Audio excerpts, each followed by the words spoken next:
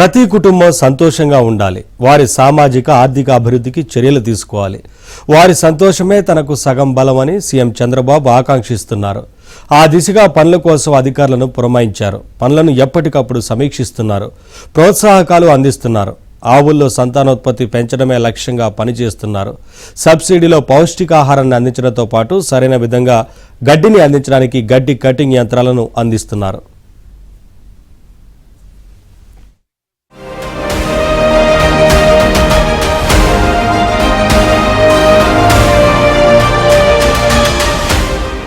పాడి పరిశ్రమపై దృష్టి పెట్టడం స్వర్ణ నారావారిపల్లెలో అత్యంత కీలకమైన అంశం. భవిష్యత్తులో అది రాష్ట్రంలో ఎంతో మంది రైతులకు మేలు చేయబోతోంది. మనుషుల్లో సంతానోత్పత్తి తగ్గిపోతున్నట్లు ఆవుల్లోనూ తగ్గిపోతుందనే సత్యాన్ని నారావారిపల్లెలో ప్రారంభమైన పైలట్ ప్రాజెక్టులో గుర్తించారు. పాడి రంగానికి సంబంధించి మొత్తం 515 పాడి రైతు కుటుంబాలు ఉన్నాయి. పాడి ఆవుల రక్షణ కోసం గోకులాల పేరిట షెడ్లు నిర్మిస్తున్నారు.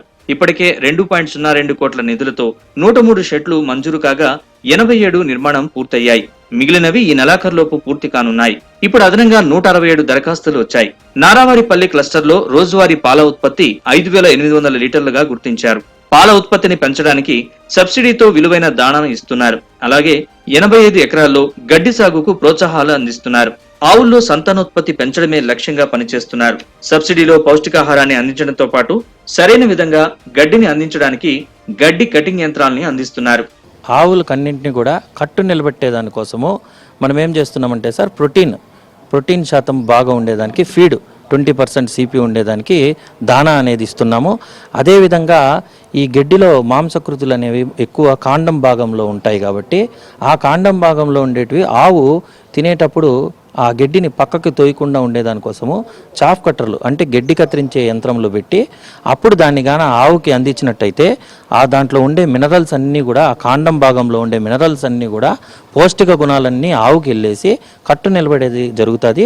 ఇంటింటి సర్వేలో భాగంగా యువతకు వారి అభిరుచుల్ని బట్టి శిక్షణ ఇస్తున్నారు. దానికోసం నారావారిపల్లెలో శిక్షణ కేంద్రం ఏర్పాటు చేశారు. ఇప్పటికే ఆ గ్రామాల పరిధిలోని 35 మంది మహిళలకు జూట్ బ్యాగ్ ఎంబ్రాయిడరీలో శిక్షణ ఇచ్చారు. తిరుపతికి చెందిన నారీ ఎన్జిఓతో ఒప్పందం కుదిర్చారు. మహిళలు తయారు చేసే బ్యాగులకు మార్కెటింగ్ చేసేలా తిరుపతికి చెందిన నారీ స్వచ్ఛంద సంస్థతో ఒప్పందం కుదిర్చారు. ఈ మహిళలకు బ్యాగుల తయారీకి అవసరమైన మిషన్లు ఉచితంగా అందజేయనున్నారు. ప్రస్తుతం 60 మంది మహిళలకు టైలరింగ్, టెక్స్టైల్, ప్రింటింగ్ శిక్షణ ఇస్తున్నారు. జూడియో సంస్థ మెటీరియల్ ఇస్తే మహిళలు దుస్తులు, కవర్లు కుట్టించేలా ఒప్పందం కుదిరింది. అలాగే మరో 33 మంది యువకులకు డ్రైవింగ్ లో శిక్షణ ఇస్తున్నారు. నేర్చుకొని చాలా బాగా నేర్పించారు. మేము కుట్టలేనిటివన్నీ కూడా మేము కుట్టుకోగలుగుతున్నాము. నెక్స్ట్ మావే కాకుండా పక్కన వాళ్ళవి కూడా కుట్టి ఇచ్చే అంత ఇది ఉంది మాకు. చంద్రబాబు సారు ఇచ్చిన దానివల్ల మేము ఇక్కడ నేర్చుకొని ఇక్కడికి రావాల్సింది. మేము దూరం అయితే వెళ్ళలేము కదా. ఇక్కడ నారావారిపల్లిలో పెడుతున్నారంటే ఈ లోకల్ ఇక్కడ రంగంపేట నుంచి భీమవరం వరకు ఇక్కడ వచ్చి నేర్చుకుంటున్నాము. ఇక్కడ స్పాన్సర్ తీసుకొని మాకు భోజనాలు కావచ్చు, మాకు కావాల్సిన సౌకర్యాలన్నీ కల్పిస్తూ మాకు మంచిగా ఉంది. అదే బయట ఇన్స్టిట్యూట్కి వెళ్ళి నేర్చుకోవాలి అని అంటే 6 నుంచి 10,000 వరకు అమౌంట్ పే చేసి నేర్చుకోవాలి. బట్ మాకు లేడీస్కి అంత కన్వీనియంట్గా ఉండకపోవచ్చు. బట్ ఇక్కడ దగ్గరగా ఉండడం వల్ల మాకు మంచి అవకాశం కల్పించారు సీఎం గారు.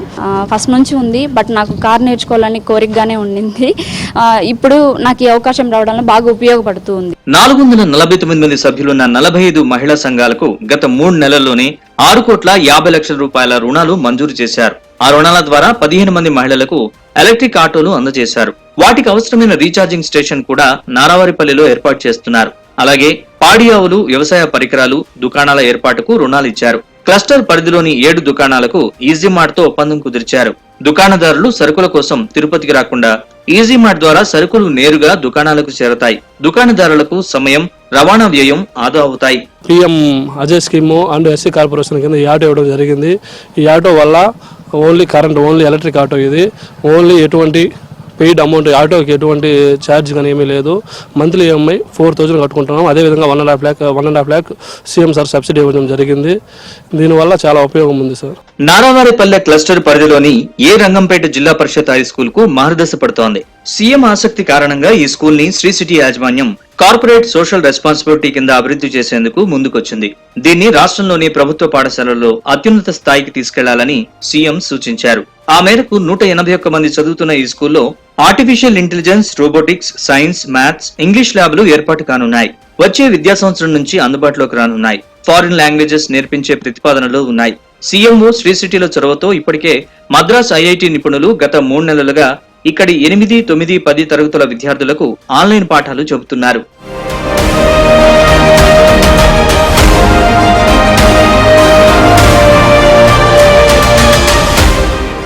నారావారిపల్లె క్లస్టర్ లో సర్వే సందర్భంగా 48 మంది ఐటీ తదితర ప్రొఫెషనల్స్ వర్క్ ఫ్రం హోం చేస్తున్నారని కలెక్టర్ వెంకటేశ్వర్ గుర్తించారు. వీరందరికీ కామన్ వర్కింగ్ స్టేషన్ ఏర్పాటు చేయడానికి చర్యలు తీసుకుంటున్నారు. తమ ఇళ్ల నుంచి ఆ స్టేషన్ కు వచ్చి పనిచేసుకుని తిరిగి ఇళ్లకు వెళ్లేలా సదుపాయాలు కల్పించనున్నారు. ఇంటర్నెట్, ఫర్నిచర్, కంప్యూటర్లు అందుబాటులో పెడతామని కలెక్టర్ ప్రకటించారు. అక్కడే కామన్ స్టడీ సెంటర్ కూడా పెడుతున్నారు. ఈ ప్రాంత ఇంటర్, డిగ్రీ విద్యార్థులు కాలేజ్ నుంచి వచ్చాక కామన్ స్టడీ సెంటర్ కు వచ్చి చదువుకునేలా లైబ్రరీ సహా అన్ని ఏర్పాట్లు చేస్తారు. దేశంలోనే ఈ తరహా ఏర్పాట్లు నారావారిపల్లెలోనే మొదటగా ఏర్పాటు చేయాలని సీఎం పట్టుదలతో ఉన్నారు.